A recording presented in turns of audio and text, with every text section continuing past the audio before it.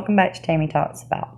So before we get into today's video, let me just quickly say, Tiny Tug has been so kind, that sweet little Tiny Tug, and has just recently dropped the PDF for the Eric George deposition, which is an amazing deposition.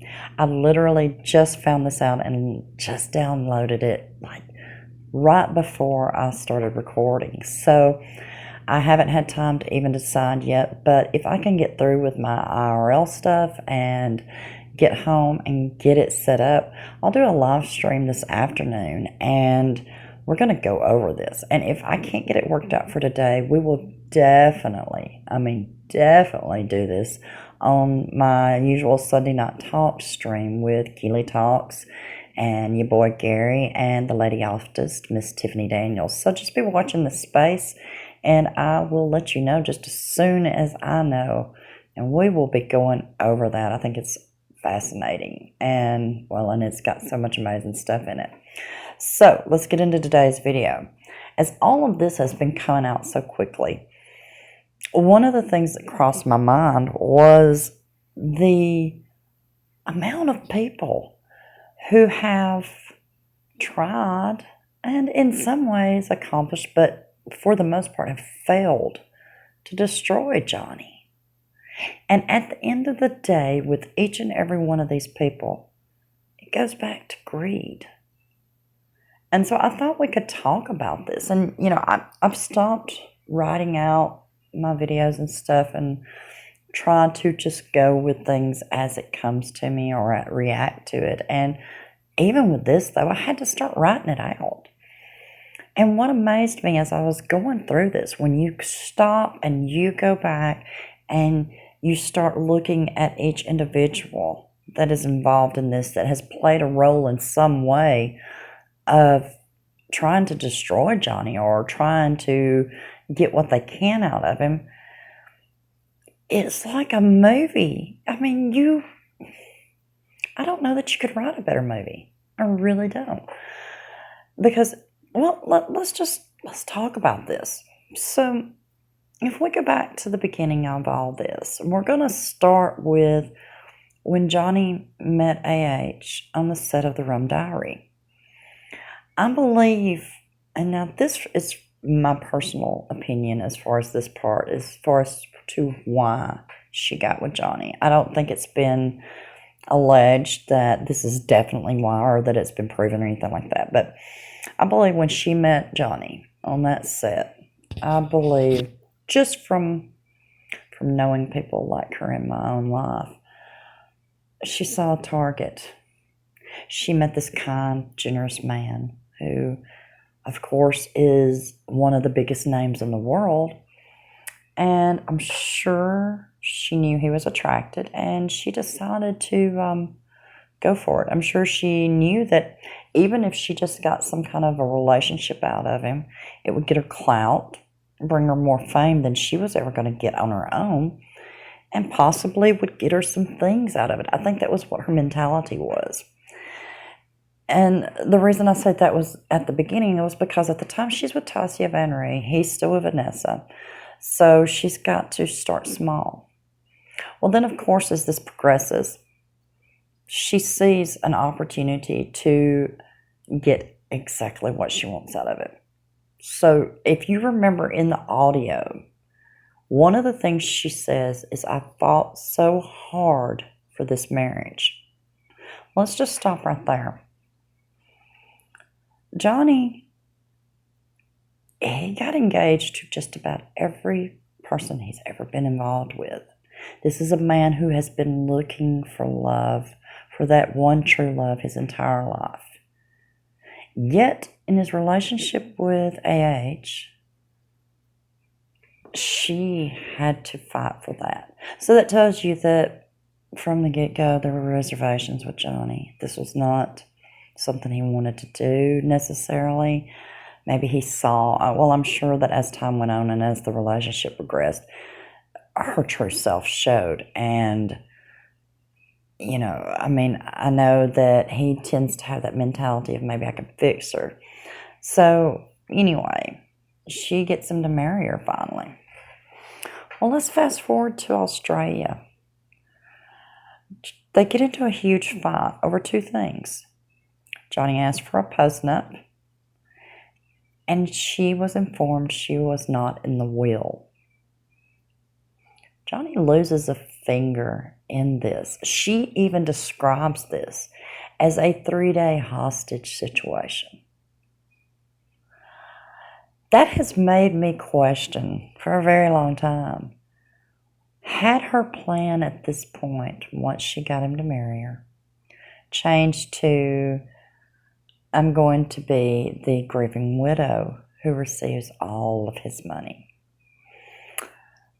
So, which that's speculation, But so we've got AH. She's our first player. So, of course, her motivation is greed. And I think also in the divorce, he asked for the divorce first. She got the jump as far as filing, but he asked first. So I think there's also some retaliation in that as well. I think that's part of why what she initially, with building this case that she built all along with her other, this leads us into Rocky. I believe Rocky Pennington and Josh Drew knew from the beginning. I think it was a perfect setup. They had the convenience of the penthouses all there together. So she has Rocky and Josh move in. This gives her witnesses she would need.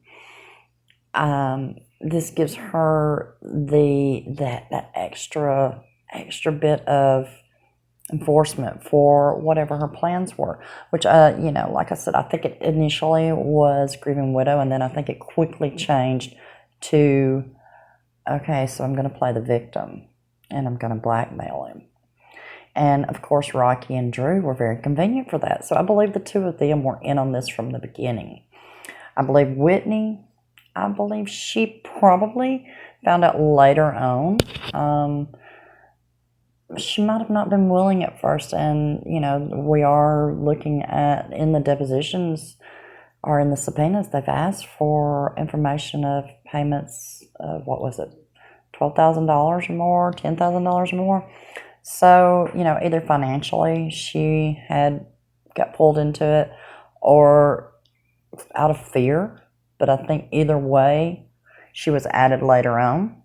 And then you get IO. Think about the May 21st incident.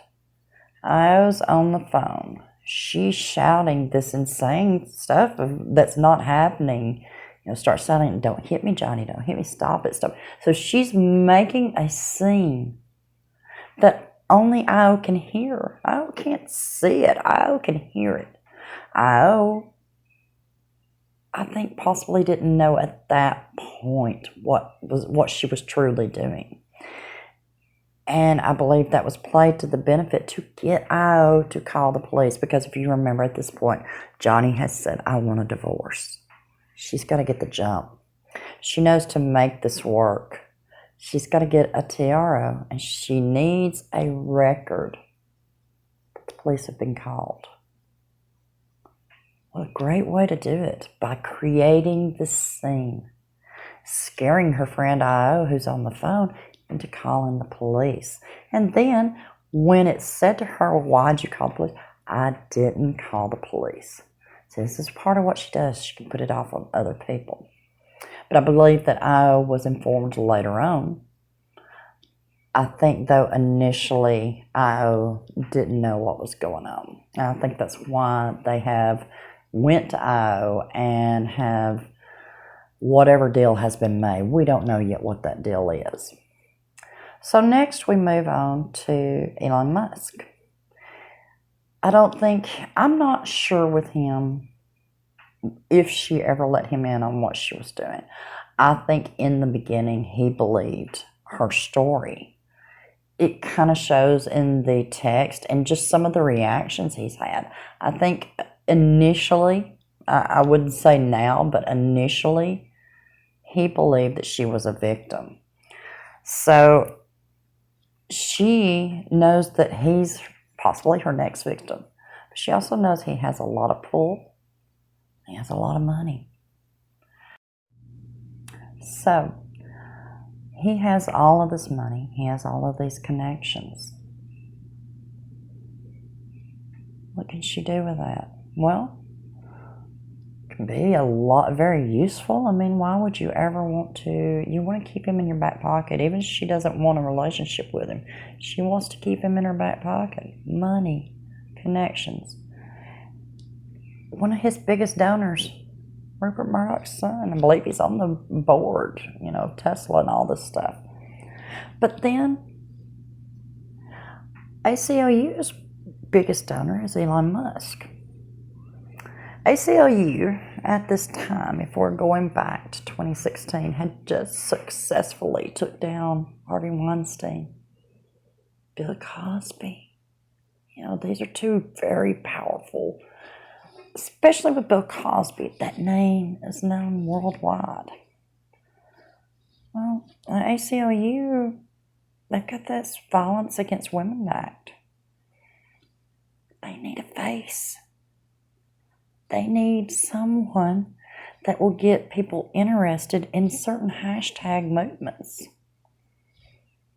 Isn't it convenient that here's Elon Musk, one of their biggest donors, who just happens to be involved in a relationship with a woman who is currently divorcing Johnny Depp. Can't get much bigger as far as celebrity than Johnny Depp.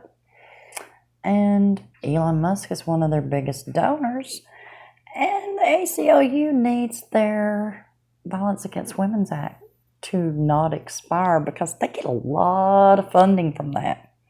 So how convenient is it that the ACLU comes up with the idea for an op-ed and to make AH an ambassador? How convenient is it that AH lists in the two charities that she acquiesced, and instead of taking the $30 million instead of getting the $30 million that she wanted initially in the divorce from Johnny, $7 million is going to charity. One of the two charities is the ACLU. All of this is very convenient. And I believe the ACLU, this is not a bunch of dumb people. We're talking about an organization made up of attorneys. Very intelligent people. Well, contact her. Let's do an op-ed. And of course, we get the documents yesterday, or over the past week, we've gotten all of it. It's all come out so fast I can't keep up with it.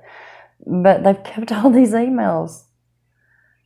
And it's been proven now.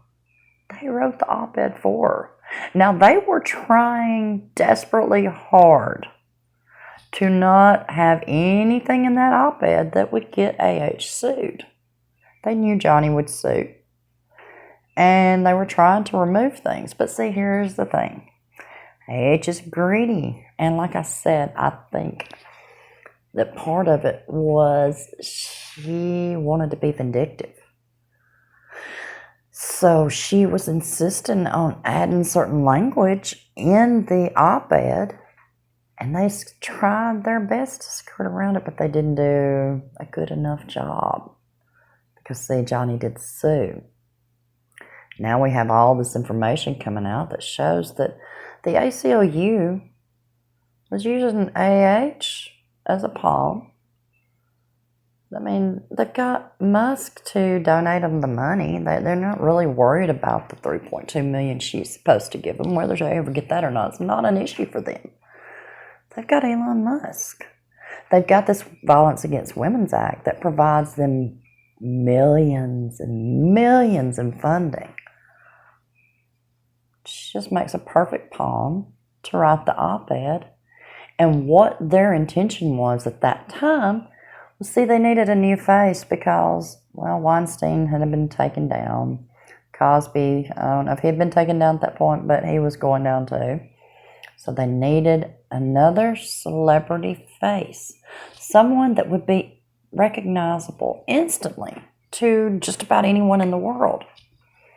Conveniently, she had just divorced Johnny Depp. So out comes the op-ed after ACLU wrote it, basically, and AH made sure that it had things in it that made it clear that it was about Johnny. ACLU instantly has their new face for domestic violence, Johnny Depp. Then there's also Rupert Murdoch. Now, Rupert, he hadn't liked Johnny for a long time. See, back in the day, Johnny called out Rupert Murdoch in his newspapers because he found out that they had bugged his cell phone. Made him look bad, made Murdoch look bad. Suddenly, his son, who is also on the board over here, who's connected to Elon Musk, yet again, here's Musk. Hey, guess what? All this is going on. Well, then there's Dan Wooten. Oh, perfect. He's our celebrity journalist. Let's get him to write a story. What do you know? Next comes the famous story. You see, all of these people, they did it for money, for greed. With Rupert and Murdoch and the son and Dan Wooten, they knew adding the name Johnny Depp would get clicks. Those clicks lead to advertisers, which leads to more money. And then the end, greed and money is what all of this has been about. See, here's the problem for all of them, though. They discounted Johnny. They thought he would bow down and go away. He didn't. He decided to fight it. He offered AH back in the beginning. He offered her the opportunity to walk away, and she wouldn't take it. Well, that greed and stupidity has led to so much. I mean, this could lead to the downfall of an organization that is extremely powerful. This has made Elon Musk look bad. The son and Murdoch, everybody already knew. They already looked bad. But wow, look where their greed has took them. So in the end, you have AH, Rocky, and Josh. Those three had definitely greed and were in on it from the beginning. Later on, you have Whitney. I think it's a combination of things. I think found out later, but also greed. Add in Musk. I think with him, it was Johnny possessed something in AH that he couldn't fully have. So I think that was his initial why he had it out for him. ACLU just needed a recognizable face. They needed his celebrity. Rupert Murdoch, just greedy. Dan Wooten, pawn as well, also needed to become more famous. All of these people and their greed. Yet here's the problem. They've all failed spectacularly because they didn't know that Johnny had the backbone that he has and that he's an amazing, strong person as well. They didn't count on his millions of fans and people like me who are willing to spread the truth. And they didn't count on Ben Chew and Adam Wallman, two amazing attorneys who are willing to fight the fight for truth. So what do you think? When you think about all these people who set out to destroy a good man, but in the end, I mean, we're not through yet. It's still got to finish up. But in the end, he's winning. He's won. It's won in our hearts, and for us anyway, it's a victory for us. But I'm curious as to what you think about it. Let me know down in those comments, and don't forget to share this video. And if you haven't subscribed, please subscribe. And as always, until next time, be blessed.